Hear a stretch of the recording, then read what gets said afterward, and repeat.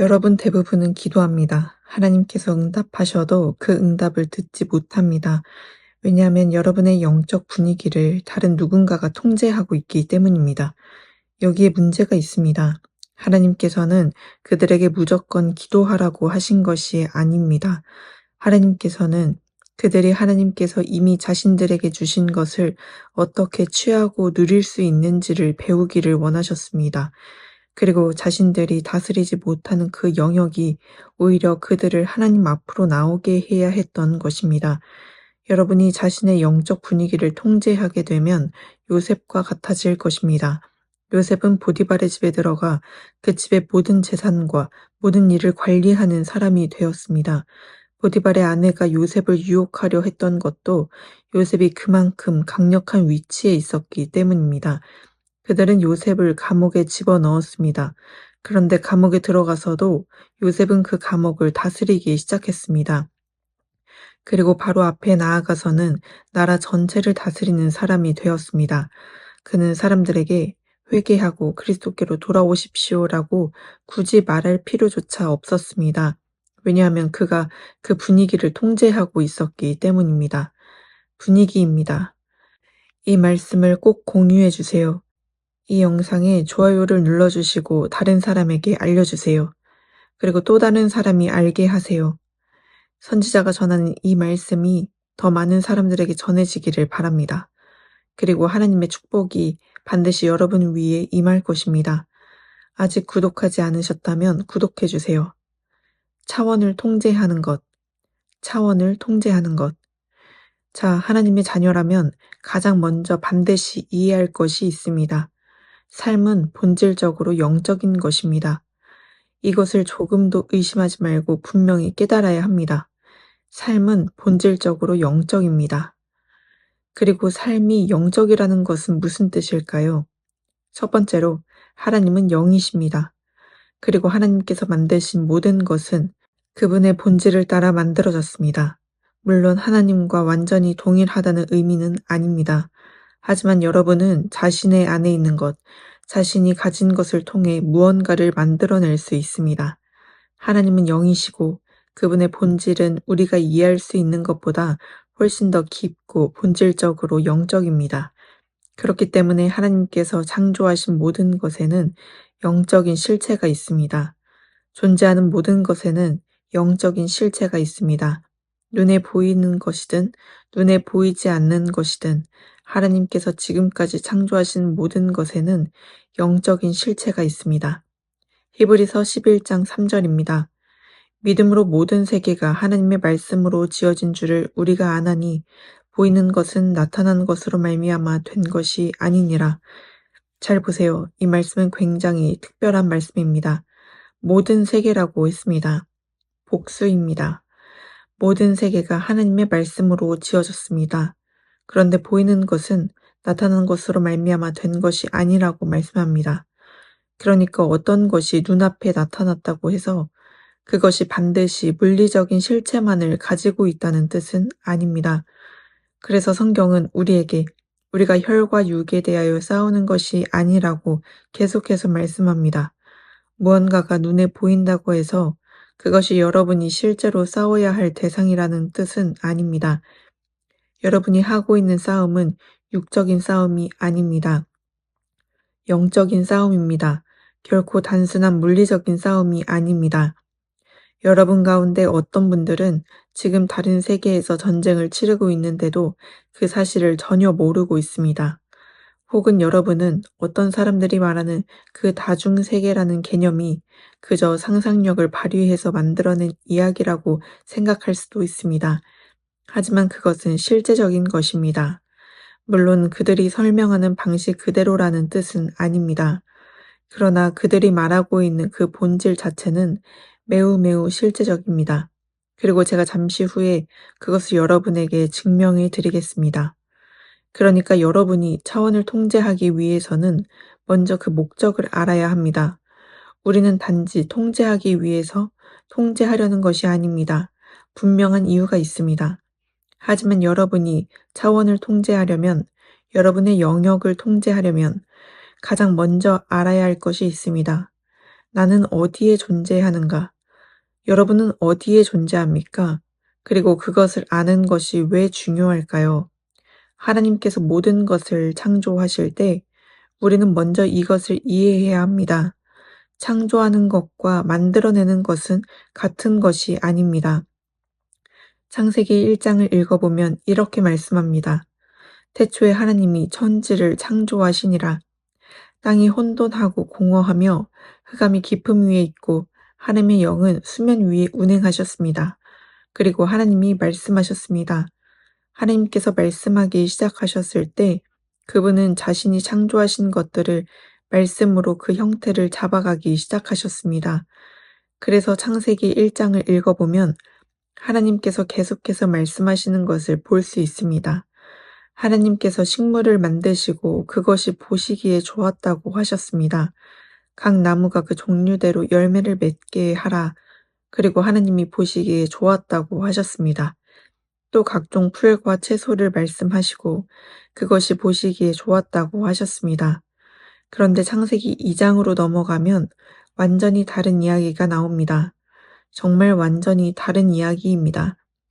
왜냐하면 여러분이 가장 먼저 발견하게 되는 것이 이것입니다.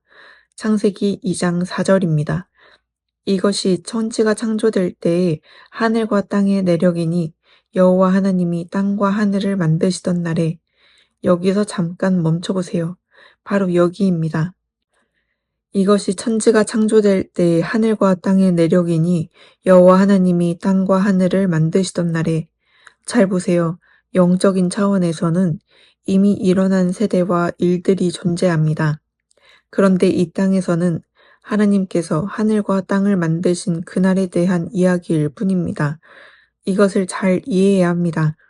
영적인 차원에서 이미 존재하고 있던 것이 이 땅의 차원에서는 하나님께서 만드시는 과정으로 나타난 것입니다. 그러므로 우리가 창조에 대해 읽을 때 그것을 단순히 시간 안에서 일어난 일로만 이해해서는 안 됩니다. 시간의 계산은 창세기 2장부터 시작됩니다. 이것이 하늘과 땅이 창조될 때의 내력입니다. 모든 것이 이미 창조되었습니다. 여호와 하나님께서 땅과 하늘을 만드시던 날 그 모든 것의 내력이 창조된 것입니다. 그러니까 땅이 만들어지고 있을 때 하늘과 땅은 이미 창조되어 있었던 겁니다. 지금 제가 무슨 말을 하는지 이해되십니까? 이 말씀을 히브리서 11장과 비교해 보면 아주 중요한 사실을 발견하게 됩니다. 보이는 것은 보이지 않는 것으로부터 만들어졌다는 것입니다. 그러니까 우리가 창세기 2장에서 보고 있는 것은 이미 만들어져 있던 것들로부터 나온 것입니다. 하나님께서는 그것들을 단지 나타나게 하신 거예요. 다시 말하면 다른 차원에 있던 것이 지금 우리가 살아가는 물질적인 차원 안에 나타나게 된 것입니다. 5절을 보세요. 들에는 초목이 아직 없었고 라고 말합니다. 다시 읽어보세요. 들에는 초목이 아직 없었고 어디에 있었던 겁니까? 들에는 초목이 아직 없었고 그런데 여러분 창세기 1장에서는 하나님께서 나무와 생명 있는 풀들을 창조하셨다고 말씀하셨잖아요. 그리고 하나님께서 보시기에 좋았다고 하셨고 각기 그 종류대로 열매를 맺으라고 말씀하셨습니다. 그런데 창세기 2장은 뭐라고 말합니까? 들에는 초목이 아직 없었고 라고 말하고 있습니다. 그렇다면 그것은 어디에 있었던 겁니까? 또 밭에는 채소가 나지 아니하였으며 라고 말씀합니다. 보세요. 여기서 하나님께서는 우리에게 두 가지 측면을 보여주고 계십니다. 들에는 초목이 아직 없었고 잠깐만요. 그렇다면 하나님께서 그것들을 다른 곳에서 옮겨 심으신 겁니까? 아니면 하나님께서 처음부터 심으신 겁니까? 이것은 무슨 뜻입니까? 한 장소에 있던 것들이 다른 장소로 옮겨졌고 그곳에서 자라도록 허락되었다는 뜻입니다. 모든 초목이 자라기 전에는 어디에 있었습니까? 왜 자라지 않았습니까? 아직 땅에 들어오지 않았기 때문입니다. 사람들은 이것을 생각할 때 그냥 땅 속에 있었다고 생각합니다. 하지만 아닙니다. 하나님께서 말씀하시는 것은 그것이 아직 이 지구의 대기권, 곧 우리가 지금 살아가고 있는 이 차원 안으로 들어오지 않았다는 것입니다. 왜냐하면 하나님께서 창조하실 때 그것은 씨앗을 만들어내는 과정이 아니었기 때문입니다. 아직 여호와 하나님께서 땅에 비를 내리게 하지 않으셨기 때문입니다. 그리고 땅을 경작할 사람이 없었습니다. 6절을 보세요. 안개만 땅에서 올라 온 지면을 적셨습니다. 그러니까 하나님께서는 땅에 물을 주고 계셨던 겁니다. 그런데 아무것도 자라지 않았어요. 왜냐하면 아직 그것이 땅에 들어와 있지 않았기 때문입니다. 그래서 자라지 않았던 겁니다. 그런데 여러분, 땅에 물을 주고 있다면 뭔가 자라야 하는 것 아닙니까? 그런데 아니에요. 아무것도 자라지 않았습니다. 7절입니다. 여호와 하나님이 땅의 흙으로 사람을 지으시고 생기를 그 코에 불어넣으시니 사람이 생명이 되니라. 그렇다면 씨앗은 어디에서 나온 겁니까? 씨앗은 아담의 등장으로 인해 생겨난 결과였습니다. 왜냐하면 누군가가 땅을 경작하지 않고서는 식물이 자라도록 되어 있지 않았기 때문입니다. 그런데 아담에게는 씨앗이 없었습니다. 여기서 여러분이 하나 더 보게 되는 것이 있습니다. 하나님께서 말씀하시잖아요. 어떤 식물도 아직 땅에 있기 전이었고 아무것도 자라지 않았다. 왜 그랬습니까? 아직 사람을 만들지 않으셨기 때문입니다. 하나님께서 땅에 물을 주고 계셨지만 그 땅을 경작할 사람이 없었던 겁니다. 그런데 여러분, 단순히 땅을 갈고 땅을 깨뜨린다고 해서 식물이 자라는 것이 아닙니다. 그렇다면 땅을 경작할 사람이 없었다는 말씀은 실제로 무엇을 의미하는 걸까요? 왜냐하면 여러분이 보시면 아담은 에덴 동산에 있었고 그 동산은 하나님께서 친히 심으신 곳이었습니다. 그러니까 아담은 그 동산 안에서는 땅을 경작할 필요가 없었습니다. 사실 하나님께서는 아담을 그 동산에서 내보내시고 땅을 경작하게 하셨습니다. 그렇다면 땅을 경작한다는 행위는 무엇을 의미하는 겁니까? 그것은 무언가가 자라날 수 있도록 다른 차원에 접근하는 능력이었습니다. 여러분이 지금 어려움을 겪고 있는 이유가 무엇인지 아십니까? 여러분이 차원을 통제하지 못하고 있기 때문입니다. 많은 성도들이 계속해서 어려움을 겪는 이유는 믿는 자들 가운데 차원에 대한 이해가 너무 부족하기 때문입니다. 왜냐하면 우리는 모든 것을 기도에만 연결해서 생각하기 때문입니다. 하지만 하나님께서 아담을 창조하셨을 때 하나님께서는 아담에게 정복하고 다스리라고 말씀하셨습니다. 하나님께서는 아담에게 기도하라고 말씀하지 않으셨습니다. 기도에 대해서 말하기 전에 제가 다시 한번 말씀드리겠습니다. 창세기 1장 26절을 보십시오. 성경은 이렇게 말씀합니다. 우리의 형상을 따라 우리의 모양대로 우리가 사람을 만들고 그들로 모든 것을 다스리게 하자. 창세기 1장으로 가보겠습니다. 창세기 1장 26절입니다. 하나님이 이르시되 우리의 형상을 따라 우리의 모양대로 우리가 사람을 만들고 그렇죠. 우리의 형상을 따라 우리의 모양대로 우리가 사람을 만들고 그들로 바다의 물고기와 하늘의 새와 모든 것을 다스리게 하자. 여러분, 그 뒤에 말씀은 잘 아시죠? 27절입니다. 하나님이 자기 형상, 곧 하나님의 형상대로 사람을 창조하시되 남자와 여자를 창조하시고 그리고 하나님께서는 그에게 복을 주시고 그의 이름을 아담이라 하셨습니다. 하나님께서 모든 일을 마치신 후에 이렇게 말씀하셨습니다. 생육하고 번성하여 땅에 충만하라. 땅을 정복하라. 모든 생물을 다스리라. 여기서 중요한 문제가 하나 있습니다. 하나님께서는 그에게 기도하라고 요구하지 않으셨습니다. 하나님께서 원하신 것은 하나님께서 그에게 주신 것을 어떻게 사용하는지, 어떻게 그것에 접근하고 다스리는지를 배우는 것이었습니다. 그리고 그가 스스로 다스릴 수 없었던 것이 바로 그를 하나님 앞으로 나아오게 해야 하는 것이었습니다. 성경은 모든 일에 기도하라고 말씀합니다. 맞습니다. 그것은 사실입니다. 그런데 여러분 가운데 어떤 분들은 영적으로 어린아이처럼 되어버렸습니다. 기도할 필요가 없는 것까지 기도하고 있습니다. 하나님께서 여러분에게 어떤 일을 할 수 있는 권세를 주셨다면 이미 그것을 가지고 있는 것에 대해 하나님께 감사하십시오. 아직 그것을 가지고 있지 않다면 그때 하나님께 구하십시오. 하나님께서 여러분에게 그 삶의 차원을 정복하고 다스릴 수 있는 이해와 능력을 주시도록 구하는 것입니다. 그래서 한 번의 성공으로 끝나는 것이 아니라 계속해서 그 성공을 반복해서 만들어낼 수 있도록 하는 것입니다. 그런데 대부분의 그리스도인들은 자신을 기도의 용사라고 생각하면서 사실은 구걸하는 사람이 되어버렸습니다. 여러분 대부분은 기도가 타락의 결과로 생겨난 것이라는 사실을 이해하지 못하고 있습니다. 그렇습니다.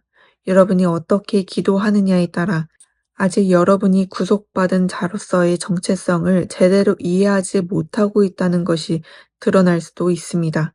반대로 여러분이 어떻게 기도하느냐에 따라 여러분이 십자가의 반대편, 곧 십자가의 은혜 안에 있는 사람이라는 것이 드러나기도 합니다.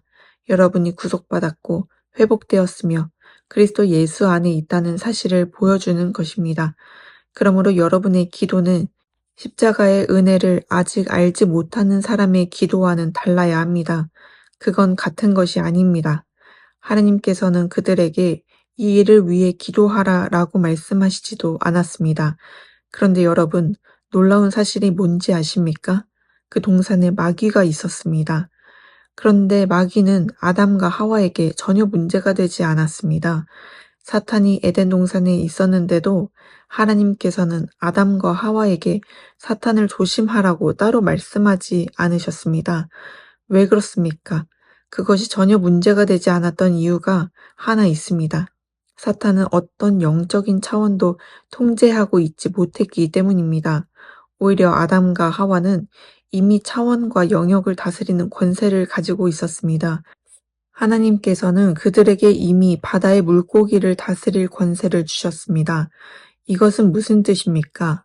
바다 안에 있는 모든 것이 여러분의 통제 아래 있다는 뜻입니다. 땅 위에서 움직이는 모든 것 또한 여러분의 통제 아래 있습니다. 들의 짐승도 그렇고 공중의 새들도 그렇습니다. 이 말은 곧 공중의 영역, 그 영역 자체가 아담의 통제 아래 있었다는 뜻입니다. 그러므로 어떤 악한 영들도 그 영역을 마음대로 차지할 수 없었습니다. 공중의 권세를 잡은 자가 존재할 수 없었던 것입니다.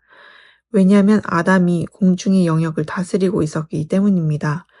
공중에 있던 모든 것이 아담의 통제 아래 있었고 바다에 있는 모든 것 역시 아담의 통제 아래 있었습니다. 그러니까 아담은 자신이 속한 모든 영역을 이미 정복하고 다스리고 있었던 것입니다.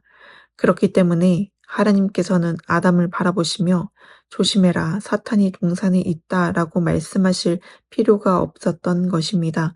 그럴 필요가 없었습니다. 사탄에게는 그 어떤 것도 통제할 권세가 없었기 때문입니다.